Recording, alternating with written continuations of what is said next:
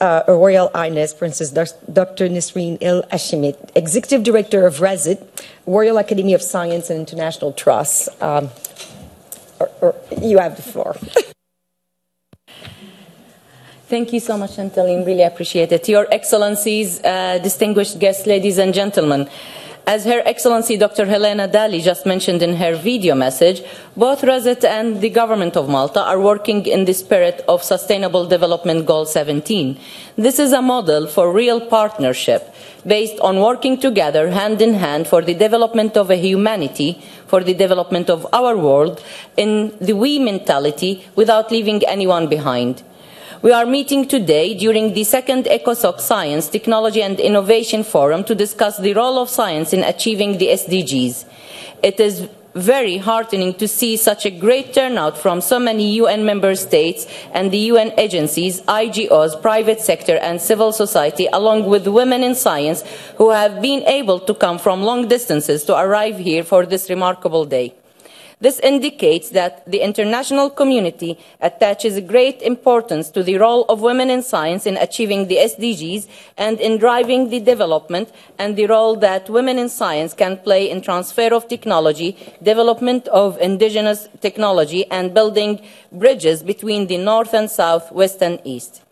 Today, the UN Economic and Social Council, along with representatives of science and private sector, are meeting to discuss the role of science in achieving goals 1, 2, 3, 5, 9, and 14.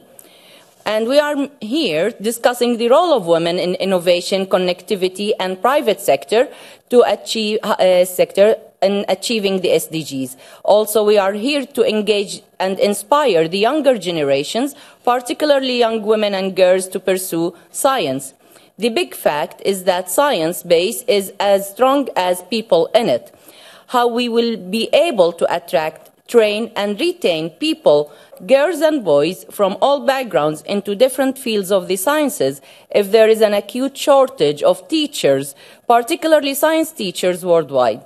Based on a report published by the British Royal Society of Chemistry, there are shortages of specialist teachers at both secondary and primary levels. For example, in England, 1/3 of secondary school chemistry teachers do not have a chemistry degree, and only 8.3% of primary school teachers in England have a science degree. This is a bit striking. Without science teachers, how will anyone be interested in science? Science will then not be able to provide solutions for world development.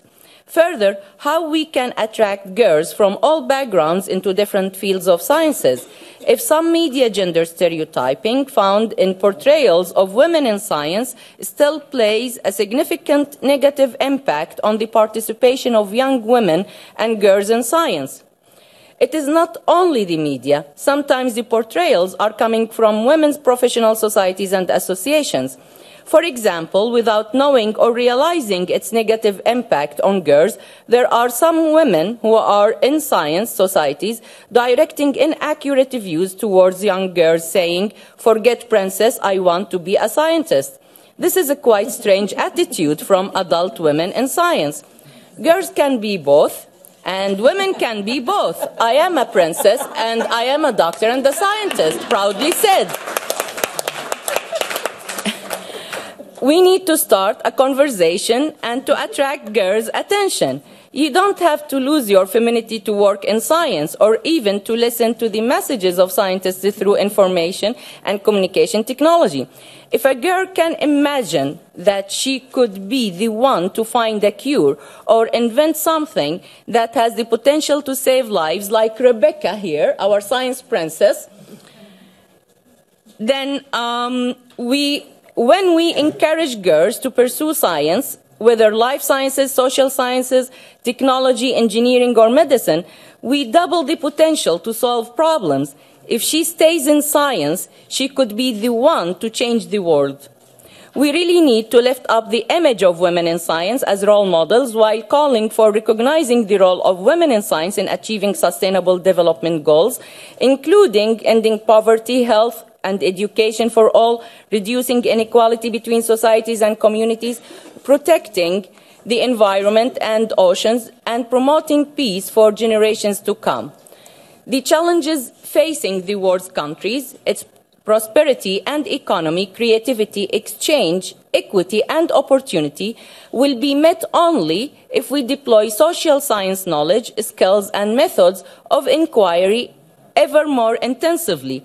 To thrive, we must innovate. In innovation, we must marry progress in technology and the physical and life sciences with the insight from studying behavior, place, economy and society. Advancing and applying science depends on profits, policies, markets, organizations, and attitudes. These are social sciences themes. This is why it is women and girls in science, thus deploying all the sciences. When the world talks about women and girls in science, we usually forget the disabled women and girls' rights in science education. How we can help disabled girls to battle against the odds and achieve their ambition. This is a major challenge for all of us here. Well, as Her Excellency Dr. Dali just mentioned in the video message, we are working beyond commemorating the International Day of Women and Girls in Science. On the first commemoration in 2016, I spoke about turning a dream into reality, and I clearly said that we started writing the future's history. Last February, I spoke about moving from reality into a year of implementation and strong commitment to support women and girls in science and science education for the SDGs and beyond. The contribution of women scientists date back centuries. Some are known, like Marie Curie, and many are forgotten, like Ada Lovelace, who wrote the first computer program, and without her, we wouldn't have Google, iPhones, or Windows now. However, we need the voices of women and girls in science to be heard by every person around the world, and this can only be done through media and its celebrity. With the passion to create a change, with the passion to recognize the contribution of women in science to the world's development, and with the passion to encourage young women and girls to pursue science as a career, with the passion to maximize the representation of women in science in policy-making bodies and promoting them to greater roles above the current baseline at the UN and its entities, and at the EU and other intergovernmental organizations, with the passion to increase the representation and the participation of women in science in all forms of media, with the passion to developing and reforming of science curriculum and increasing the number of women science teachers, with the passion to increase the number of women in science employment and promotion in private sector, with the passion to create internship and scholarship opportunities for young women in science in private sector and academic institutions, and more, in close collaboration and in partnership with the renowned Turkish celebrities Beren Saat, Belgen, Engin Akyorek, Aras Bolot Aynemli, Saadet Eşil Aksoy, Selma Ercek, Songul Oden, and with the partnership with the Council of the Baltic Sea State Secretariat, and from this great institution that is uniting us all under one flag, like science and arts, from the United Nations, it gives me a great pleasure and honor to announce the launching of our new initiative of making the future's history, the Science Princess Global Campaign for Women and Girls in Science. The campaign is dedicated to recognizing and celebrating the achievements of women in science, known and unknown, remembered and forgotten, who have forged the way for those of us in science today, as well as the women in science of today who are making history in the present for the future. The campaign is giving the opportunity for children, girls and boys, to choose their women in science role models. It is further dedicated to work on promoting the excellence in education and science for girls. From this platform, I would like to take this opportunity to invite the UN and its agencies, the IGOs, the member states, the private sector and civil society to partner with us in this campaign. I would like to end my speech by quoting some sentences from the vision of my 11-year-old nephew, His Royal Highness Prince Nisreen El Hashemite, who presented that on the first commemoration of the International Day of Women and Girls in Science at the UN headquarters. I quote, "The future of our nations is the responsibility of all, especially the teachers and scholars.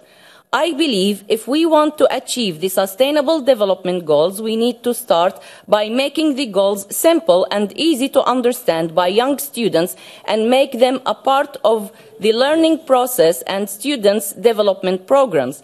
These educated and well-prepared young students will turn into the good citizens who will practice the goals of gender equality, ending poverty, achieving zero hunger, good health, protecting the environment, etc. This will become part of their daily routine." Well, this is the vision of an 11-year-old boy. Finally, I would like to thank the government of Malta with great appreciation to Her Excellency, the Minister Dr. Helena Dalli, and special thanks to the mission of Malta to the UN, especially Ambassador Carmelo Iguanas and Ms. Annalise Somet, the UNCTAD and its New York office director, my dear friend Chantaline, and the permanent mission of Andorra to the UN. I also would like to thank the entire resident team, especially Noura Mahdi, Iram Shentrok, Richard Jordan, and Rola Dahlan for their work. I also would like to thank the Turkish celebrities that I mentioned earlier, who are giving their time and efforts, their vision and passion to the global campaign for women and girls in science. I would like to sincerely thank all of you, excellencies, distinguished guests and speakers, and all participants for making today so special. Finally, I would like to leave you with one thought, a quotation from Rumi, one of his quotations that I love very much. He said, "Woman is a ray of God. She is not that earthly beloved. She is creative, not created." So I urge everyone, all women and men of goodwill, Your Excellency, to dare and make to make the difference and believe in women in science. I promise you this: you will not be disappointed. For when women in science shine like the sun, their radiance will be forever undimmed. Excellencies, ladies and gentlemen, distinguished guests, I thank you for your attention and I wish you all the success. Thank you.